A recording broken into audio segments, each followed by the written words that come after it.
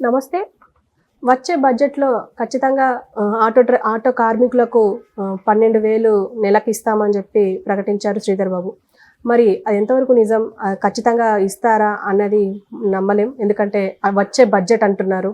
So, మనకు ఇదంతా వివరించడానికి సీనియర్ జర్నలిస్ట్ భరద్వాజ్ గారున్నారు. ఆయన్ని అడిగి తెలుసుకుందాం. నమస్తే సార్. నమస్తే. సార్, వచ్చే బడ్జెట్‌లో ఖచ్చితంగా ఆటో డ్రైవర్లకి 12,000 నెలకిస్తామని చెప్పేసి అంటున్నారు. అంటే ఇప్పటికి మనం చూసాము 17 మంది సూసైడ్ చేసుకున్నారు. వచ్చే బడ్జెట్ అనేది కాదండి, ఏప్రిల్ నుంచి వస్తుంది. దీనికి సంబంధించి ఒక అధికారిక ప్రకటన చేయాలి. ఎలా ఇవ్వాలి అనే దానికి సంబంధించి కసరత్తు చేస్తున్నారు వాళ్ళు. ఆల్రెడీ ఏపీ గవర్నమెంట్ ఇచ్చింది 10,000 ఆటో డ్రైవర్లకు ఇవ్వటం అనేది జరిగింది. అయితే ఆటో డ్రైవర్లకు ఇవ్వాలా లేకపోతే ఓనర్లకు ఇవ్వాలా ఇలాంటి గొడవ ఒకటి జరుగుతోంది లోపల. అంటే రైతు బంధు అనేది కౌలు రైతులకు కూడా ఎక్స్టెండ్ చేస్తాం మేము అని చెప్పటం అనేది కాంగ్రెస్ విజయానికి చాలా ఉపయోగపడినటువంటి నినాదం అది. ఎందుకంటే మెజారిటీ కౌలు రైతులే ఉన్నారు కాబట్టి.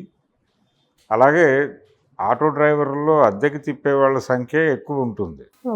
అందుకని వాళ్ళని కూడా పరిగణనలో తీసుకోవాలి, తీసుకుంటేనే వర్కౌట్ అవుతుంది అనేది. అలాగే ఇప్పుడు ప్రధానంగా ఈ డిమాండ్, ఇప్పుడు ఈ నినాదం ఎందుకు తీసుకొచ్చారు వీళ్ళు 12,000 అంటే దేనికి ఇస్తున్నట్టు? ఈ మధ్యకాలంలో ఆత్మహత్యలు చేసుకున్నటువంటి ఆటో డ్రైవర్ల విషయాన్ని ఫోకస్ చేసి మీరు మహిళలకి ఫ్రీగా ట్రాన్స్పోర్టేషన్ కల్పించటం వలన వీళ్ళు నష్టపోతున్నారు అని చెప్తున్నారు. ఆటో డ్రైవర్లు రకరకాలుగా నష్టపోయారు ఇంతకుముందు. మెట్రో రైలు వచ్చిన తర్వాత చాలా ఏరియాల్లోకి ఆటోలు ప్రధానమైనటువంటి రూట్లు, మెట్రో ట్రైన్ తిరుగుతున్నటువంటి రూట్స్లో సర్వీస్ ఆటోలు చాలా ఎక్కువ తిరిగేవి.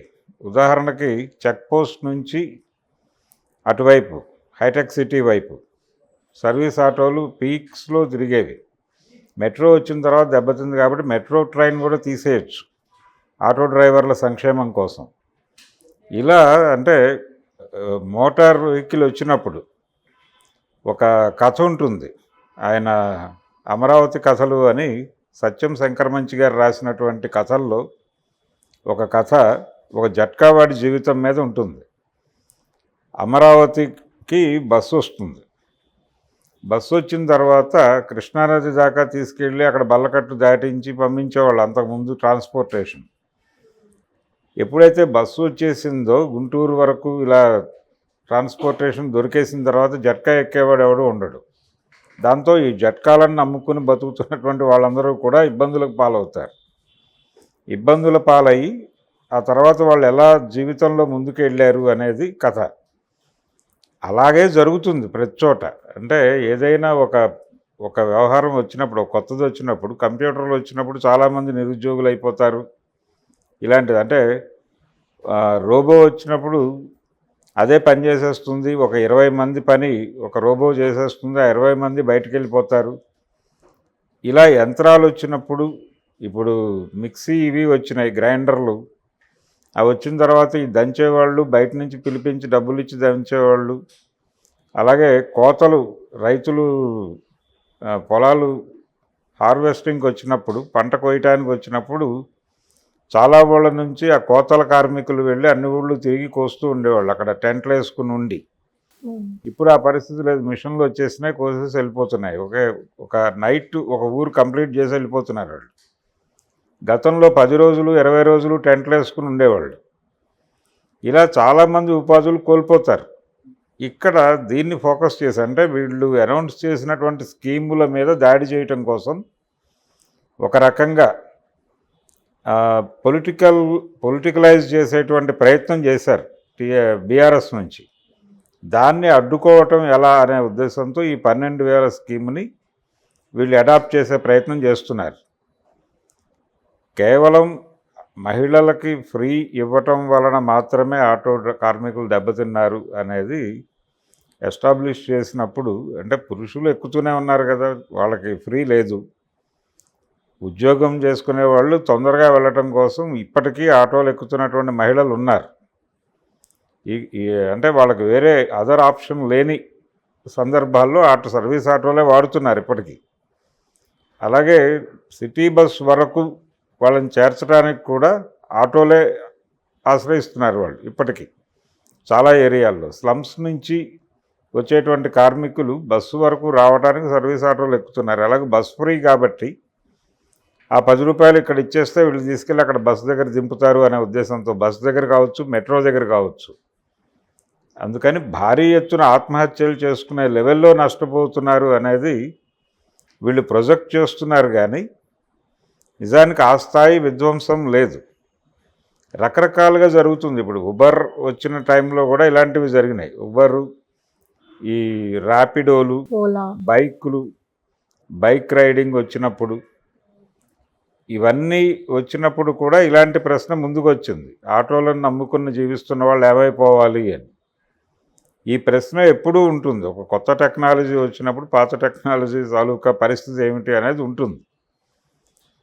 దీన్ని ఎట్లా అడ్రస్ చేయాలి అనేది తీసుకోవాలి. అంతే తప్ప అదేదో మహిళలకి ఆయన ఇచ్చినటువంటి ఒక అవకాశం. ఆ అవకాశాన్ని వాళ్ళు వినియోగించుకుంటున్నారు. వాళ్ళు హ్యాపీగా ఉన్నారు. ఒక సెగ్మెంట్ హ్యాపీగా ఉంది. మహిళలు బస్సుల్లో ప్రయాణం చేయడం ద్వారా వాళ్ళు ఆనందంగా ఉన్నారు. వాళ్ళ హ్యాపీనెస్ మరొకళ్ళకి ఇబ్బందికరంగా మారుతోంది అని ఎస్టాబ్లిష్ చేసి మాట్లాడటమే కొంచెం ఇబ్బందికరం. దీన్ని సీరియస్గా ప్రచారం చేస్తే టోటల్గా మహిళలందరూ యాంటీ బీఆర్ఎస్గా మారే ప్రమాదం ఉంటుంది. వీళ్ళు వాంటెడ్గా ప్రభుత్వం మీద దాడి చేసి ఇదేదో ఎత్తించేసేలాగా ఉన్నారు అనే ఇంప్రెషన్ ఎడితే వీళ్ళకి ఇబ్బంది. అందుకని ఒక నినాదం ఇచ్చేటప్పుడు, గవర్నమెంట్ మీద విమర్శించేటప్పుడు ప్రభుత్వం చేసే ప్రతి పనిని అడ్డుకోవాలి. వాళ్ళు చేసే పని మంచిదా కాదా అనే దాంతో సంబంధం లేకుండా ఏ నిర్ణయం తీసుకున్నా అడ్డం పడాలి అనేది యాక్టివ్ అపోజిషన్ అనేటువంటి లక్షణం. అది ఈ లక్షణాన్ని తెలుగు రాజకీయాలకు నేర్పించిన వాడు చంద్రబాబు నాయుడు. ఆయన ప్రతిపక్షంలో ఉన్నప్పుడు ప్రభుత్వం ఏ నిర్ణయం తీసుకున్నా అది ప్రజలకు ఉపయోగపడేదైనా ఉపయోగపడనిదైనా దేనికైనా అడ్డం పడిపోయేవాడు. ఆయన ఇది ముందుకెళ్ళటానికి వీల్లేదు అని చెప్పి అడ్డం తిరిగిపోయేవాడు. ఇలా చాలా నిర్ణయాలు వెనక్కి తీసుకోవాల్సిన పరిస్థితి కూడా కల్పించాడు వైఎస్ టైంలో. రామారావు గారి టైంలో అలా ఉండేది కాదు. తెలుగుదేశం పార్టీ ఆయన టైంలో కూడా ప్రతిపక్షంలో ఉంది. అప్పుడు కేసీఆర్ గారు అందులోనే ఉన్నాడు. ఆ టైంలో ఆయన తీసుకున్న నిర్ణయం ఏంటంటే ప్రభుత్వం తీసుకునే నిర్ణయాలకు మనం అడ్డెళ్ళటం అనేది కరెక్ట్ కాదు. ప్రభుత్వ నిర్ణయాలని ప్రజలు వ్యతిరేకిస్తూ స్వచ్ఛందంగా వాళ్ళు రోడ్డు మీదకి వస్తే వాళ్ళకు అండగా నిలబడదాం మనం. అంతే తప్ప మనం ప్రోగ్రాం ఇవ్వద్దు. మనం ఏ రకమైన ఉద్యమాలు చేయొద్దు. వాళ్ళు రోడ్డు మీదకి వచ్చినప్పుడు మాత్రమే మనం ఎడదాం. అప్పటి వరకు ఎవరి పని వారు చేసుకోండి, నేను కూడా సినిమాలు చేసుకుంటాను అని చెప్పాడు ఆయన చాలా ప్రశాంతంగా. అలాగే చేసుకున్నాడు కూడా. సామ్రాట్ అశోక, మేజర్ చంద్రకాంత్, శ్రీనాథ్ కవి సార్వభౌమ దాదాపు 3-4 సినిమాలు చేశాడు ఆ గ్యాప్లో. ఆయన పని ఆయన చేసుకుంటూ ప్రజలు స్వచ్ఛందంగా రోడ్డు మీదకి వచ్చిన ప్రతి సందర్భంలోనూ వెళ్ళి అక్కడ కూర్చునేవాడు. అక్కడ ఈయన సెంటర్ ఆఫ్ ది అట్రాక్షన్గా మారేవాడు ఆ ప్రోగ్రాంకి. మద్యపాన నిషేధంలో కూడా అలాగే వెళ్ళి కూర్చున్నాడు ఆయన. అక్కడ నెల్లూరు జిల్లాలో ప్రారంభమైంది అది. ఈయన వెళ్ళి అక్కడ కూర్చుని దాన్ని తన ప్రోగ్రాంగా మార్చుకున్నాడు. అట్లా ఆయన 5 ఏళ్లలోనే గెలవగలిగాడు. మళ్ళీ అధికారం కోల్పోయిన 5 సంవత్సరాల్లో తిరిగి అంతకు మించిన రెట్టింపు మెజారిటీతో గెలవగలగటానికి కారణం అదే. ప్రజల ఉద్యమాల్లో తాను భాగం అవటం, తాను విడిగా మూమెంట్ క్రియేట్ చేయకుండా ఉండటం. దీన్ని అర్థం చేసుకోవాలి బీఆర్ఎస్ కొంచెం. ఆ టైంలో తెలుగుదేశం పార్టీతోనే, రామారావు గారితోనే ట్రావెల్ అయ్యాడు కేసీఆర్. ఇలాంటి నిర్ణయాలు ఇబ్బంది పెడతాయి. ఇప్పుడు మహిళలు, వాళ్ళకు ఒక సౌలభ్యం దొరికింది, దాన్ని అప్రిషియేట్ చేయండి. ప్రభుత్వం చేస్తున్నటువంటి మంచి పనులను అప్రిషియేట్ చేస్తూ నిజంగా ఇబ్బందికరంగా ఉంటే అప్పుడు ప్రజల తరఫున పోరాటం చేయటం తప్పేం కాదు. పోరాటం చేయాలి. కానీ ప్రతి నిర్ణయానికి అడ్డుపట్టడం అనేది ఇబ్బందికరంగా మారుతుంది. కొన్ని సెగ్మెంట్స్ని వాళ్ళకి పర్మనెంట్గా దూరం చేస్తుంది. అందులో ఇది ప్రధానంగా మహిళలతో కూడుకున్న వ్యవహారం, కొంచెం సెంటిమెంట్ రైజ్ అయ్యేటువంటి వ్యవహారం. కాబట్టి మరింత సముచితంగా ఆలోచించాలి. దీన్ని అడ్డుకోవటం కోసం ఇప్పుడు కాంగ్రెస్ పార్టీ కసరత్తు. ఈ 12,000 ప్రకటించడం ద్వారా, ఇదేదో నెక్స్ట్ బడ్జెట్ కాదు, రేపు ఏప్రిల్లోనే మొదలవుతుంది. ఇది ఏప్రిల్ నుంచి ప్రారంభం చేయటం కోసం, ఒక అధికారిక ప్రకటన చేయటం కోసం, ఎవరికి ఇవ్వాలి అనే దగ్గర, ఎవరికి ఇవ్వాలి, ఎంతెంత ఇవ్వాలి అనేది కూడా ఒకవేళ డ్రైవర్కే ఇవ్వాల్సి వస్తే ఎంత ఇవ్వాలి, డ్రైవర్కి ఏ ఏ పద్ధతిలో ఇవ్వాలి, దేనికోసం ఇవ్వాలి, అది రిపేర్ల కోసం ఇవ్వాలా లేకపోతే ఇంకా దేనికి ఇవ్వాలి, ఇలాంటి రకరకాల అంశాలు ఉన్నాయి దానిలో. కాబట్టి ఇవన్నీ వర్కౌట్ చేసి ఏప్రిల్ లోపు ఒక అధికారిక ప్రకటన ఇచ్చే అవకాశం అయితే ఉంది. Okay sir, thank you. Thank you.